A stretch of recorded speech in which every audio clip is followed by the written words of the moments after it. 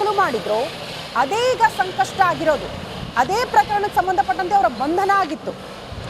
ಅವರ ಬಂಧನದ ಸನ್ನಿವೇಶವನ್ನ ಕೂಡ ನೆನಪು ಮಾಡ್ಕೊಳ್ಬೇಕಾಗುತ್ತೆ. ದೊಡ್ಡಗೌಡರ ನಿವಾಸಕ್ಕೆ ಹೋಗಿ ಅಲ್ಲಿಂದಲೇ SIT ಅಧಿಕಾರಿಗಳನ್ನ ವಶಕ್ಕೆ ಪಡೆದುಕೊಂಡಿರೋದು. ಹಾಗಾಗಿ ನಾನು ಹೇಳ್ತಾ ಇದ್ದು ಎಲ್ಲವೂ ಕೂಡ ಭಾವನಾತ್ಮಕವಾಗಿ ಹೋರಾಡುವ ಪ್ರಯತ್ನ ಆಗಿದೆ HD ರೇವಣ್ಣ ಅವರಿಂದ ಅಂತ. ಈ ಬಗ್ಗೆ ಮತ್ತಷ್ಟು ಡೀಟೇಲ್ಸ್ ಅನ್ನ ಕೊಡ್ತಾ ಹೋಗ್ತಾರೆ ನನ್ನ ಸಹೋದ್ಯೋಗಿ ನಾಗೇಂದ್ರ ಬಾಬು ದೂರವಾಣಿ ಸಂಪರ್ಕದಲ್ಲಿ. ನಾಗೇಂದ್ರ ಬಾಬು, ಎಕ್ಸಾಕ್ಟ್ಲಿ ಏನ್ ಬೆಳವಣಿಗೆ ಆಗ್ತಾ ಇದೆ, ಏನ್ ಮಾಹಿತಿ ಕೊಡ್ತೀರಿ ಈಗ? ಶ್ರುತಿ, ನೋಡಿ, ಇವತ್ತು ಪ್ರಕರಣ ಸಂಬಂಧಪಟ್ಟಂತೆ HD ರೇವಣ್ಣ ಅವರನ್ನ ಮುಂದಿನ 7 ದಿನಗಳ ಕಾಲ ನ್ಯಾಯಾಂಗ ಬಂಧನಕ್ಕೆ ಒಪ್ಪಿಸಿ ಒಂದು ಆದೇಶವನ್ನ ಹೊರಡಿಸಲಾಗಿದೆ.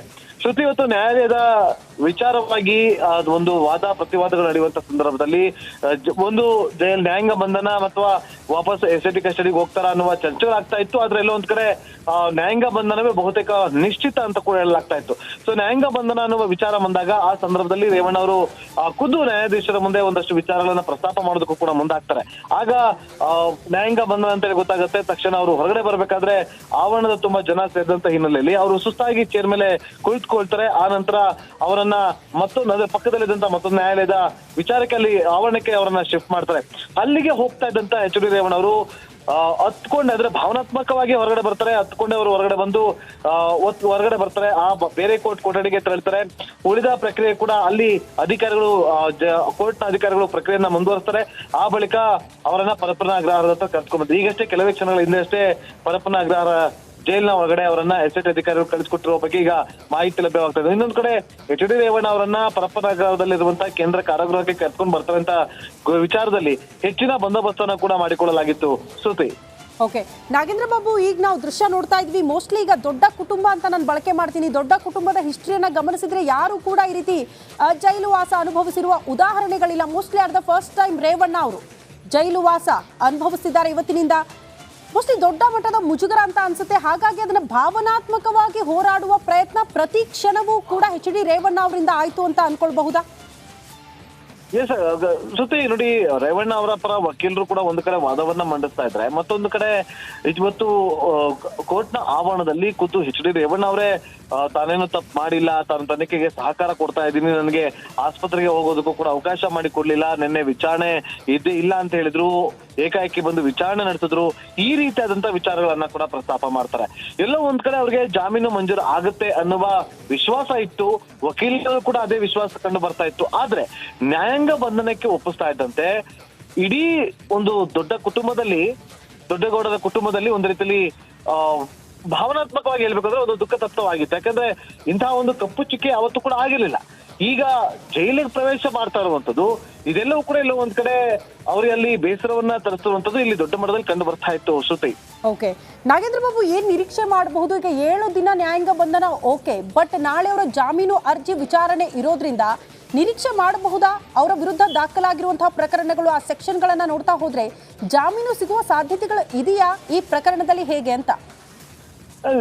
ಶ್ರುತಿ, ನೋಡಿ, ಇವಾಗ ನ್ಯಾಯಾಂಗ ಬಂಧನಕ್ಕೆ ಒಪ್ಪಿಸಿ ಆಗಿದೆ. ಈಗ ಮುಂದಿನ ಪ್ರಕ್ರಿಯೆಗಳು ಕೂಡ ನಡೆಯುತ್ತೆ. ಅದರಲ್ಲಿ ಪ್ರಮುಖವಾಗಿ ಜಾಮೀನು ಅರ್ಜಿ ವಿಚಾರಣೆ ಒಂದು ಕಡೆ ನಡೀತಾನೆ ಇದೆ. ಸೊ ನಾಳೆಯೂ ಕೂಡ ಇದರ ಒಂದು ವಿಚಾರಣೆ ಕೂಡ ನಡೆಯುತ್ತೆ. ರೇವಣ್ಣ ಪರ ವಕೀಲರು ಯಾವ ರೀತಿಯಾಗಿ ವಾದವನ್ನ ಮಂಡಿಸ್ತಾರೆ, ಅದನ್ನ ಯಾವ ರೀತಿಯಾಗಿ ಅಬ್ಜೆಕ್ಷನ್ಗಳು ಫೈಲ್ ಮಾಡಿ ಇವತ್ತು ವಿಚಾರಣೆಗಳು ನಡೆಯುತ್ತೆ. ಜಾಮೀನು ಅರ್ಜಿ ವಿಚಾರಣೆ ನಡೆದಂತ ಸಂದರ್ಭದಲ್ಲಿ ಪಬ್ಲಿಕ್ ಪ್ರಾಸಿಕ್ಯೂಟರ್ ಕೂಡ ಅದನ್ನ ಅಬ್ಜೆಕ್ಷನ್ ಮಾಡಲಾಗುತ್ತೆ. ಸೊ ಹೀಗೆ ಅಬ್ಜೆಕ್ಷನ್ ಫೈಲ್ ಮಾಡೋದಕ್ಕೆ ಅವಕಾಶಗಳಿರುತ್ತೆ. ತಕ್ಷಣವೇ ನಾಳೆಯೇ ಜಾಮೀನು ಸಿಗುತ್ತೆ ಅಂತ ಹೇಳೋದಕ್ಕೆ ಸಾಧ್ಯವಿಲ್ಲ.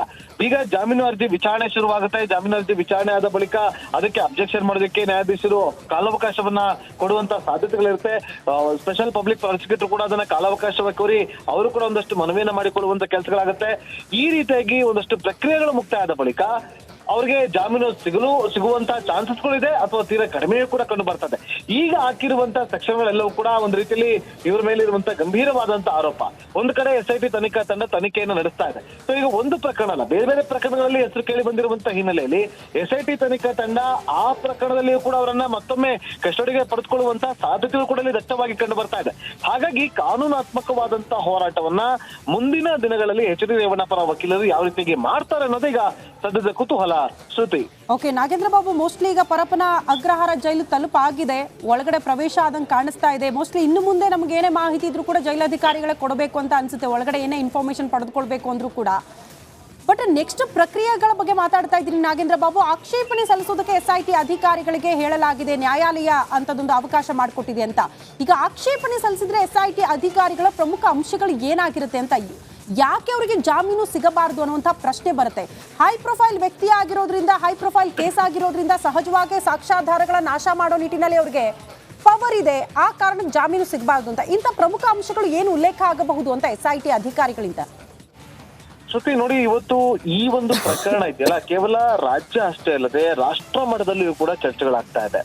ಸೊ ಒಂದು ಪ್ರಕರಣ ಯಾವಾಗಲೂ ಕೂಡ ಮುಂದೊಂದು ದಿನ ಮತ್ತೊಂದು ಪ್ರಕರಣಕ್ಕೆ ಉದಾಹರಣೆಗಳಾಗುತ್ತೆ. ಸೊ ಒಬ್ಬ ಪ್ರಭಾವಿ ವ್ಯಕ್ತಿ, ಮಾಜಿ ಪ್ರಧಾನಿಗಳ ಒಂದು ಕುಟುಂಬದವರು. ಸೊ ಹಾಗಾಗಿ ಇದೆಲ್ಲವನ್ನು ಕೂಡ ಗಮನದಲ್ಲಿ ಇಟ್ಕೊಂಡಾಗ ಅವರು ಮಿನಿಸ್ಟರ್ ಆಗಿದ್ದಂಥವರು ಸಿಟ್ಟಿಂಗ್ MLA ಆಗಿದ್ದಾರೆ, ಅವರ ಕುಟುಂಬದಲ್ಲಿ ಪುತ್ರ MLC ಆಗಿದ್ದಾರೆ, ಮತ್ತೊಬ್ಬ ಪುತ್ರ ಸಂಸದರಾಗಿದ್ದಾರೆ. ಸೊ ಈ ಒಂದು ಪ್ರಕರಣ ಮುಂದಿನ ದಿನಗಳಲ್ಲಿ ಒಂದು ರೀತಿಯಲ್ಲಿ ಮಾದರಿ ಕೂಡ ಆಗುತ್ತೆ.